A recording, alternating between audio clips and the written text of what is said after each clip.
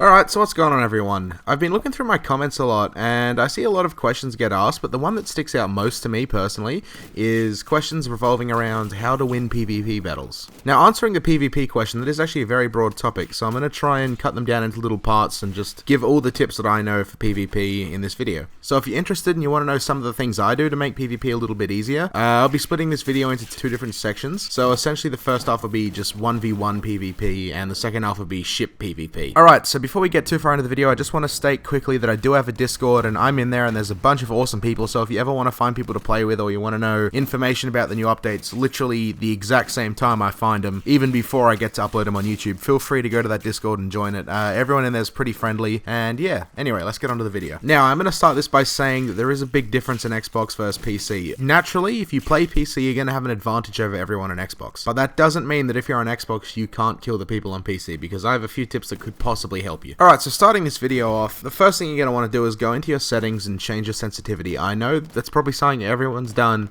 but it took me like a month before I even found out you could change sensitivity on Xbox. I know I'm a bit behind and all that, but seriously, go to your settings and always put your sensitivity up to 10. It just makes life so much easier, because times you'll find when you're versing people on PC, or even when you're fighting skeletons, they seem to surround you quite quickly, and with a slow sensitivity, there is no way you can get to them. So go into your settings and bump that right up to 10. Alright, so since we're talking about settings, another really great tip you can do is go into the hotkeys and find the fruit section. And that fruit is essentially a banana, so what you're going to want to do is put that to a very easy to use hotkey. For example, on PC, I use B, and on Xbox, I use the right click. So they're my big tips when it comes to settings. Now let's go off of that and go on to guns. The main thing you're going to want to use, for me personally, is I like to use a blunderbuss and a sword. That way it's really easy to shoot people and you can engage them in close range. But if you're feeling pretty confident, you can also use a sniper rifle. They are a one-shot kill if you can get them. So I'd highly suggest maybe training with the sniper and using the blunderbuss. And as you can see in the video, the blunderbuss is actually quite dangerous.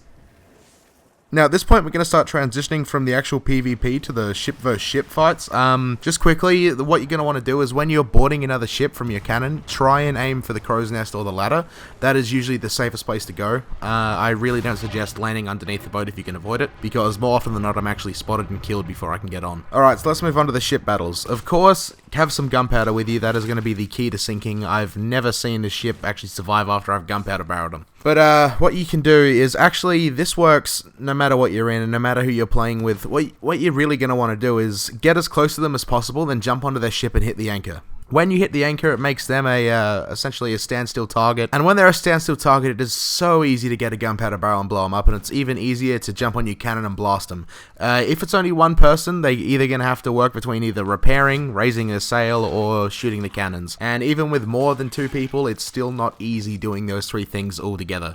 Alright, so I just want to disclaim right now, please don't go out of your way to kill other people unless they're killing you. I mean, the idea of this game is sort of to have fun with each other, but I know we all like killing everyone. I'm guilty of it. So just try not to kill people, but if you're ever so inclined to kill people, I hope this video helps. Alright, so my other extraordinary tip, and this is sort of coming to the end of my tips because I just don't really want to make this video too long, and I'm sure all the other stuff that I know, you already know as well. So anyway, my final tip is when you've hit the ship and they're sinking, the best thing you can do is don't engage them. In fact, just hide down where they're sinking. If you can guard those holes, there is no way they're going to repair their ship. Sure, they can continuously bucket it, but they can only do that for so long. Alright, so that essentially wraps up all the useful tips that I know, but there's a few more, but it's pointless going into it because this video is going to go on forever if we go into it all. But anyway, as I said earlier in the video, I do have a Discord. If you want to know how to complete all the challenges with literally in the hour and maybe even minute upon me finding it, do jump on that Discord and do subscribe to this channel because I'm going to post everything about it on the Discord, and I group up with people on the Discord and we get so much stuff done. It's actually amazing. I'm sure you'll enjoy it. So if you like Sea of Thieves and you enjoy all the new content they put out every couple of weeks, I upload videos within the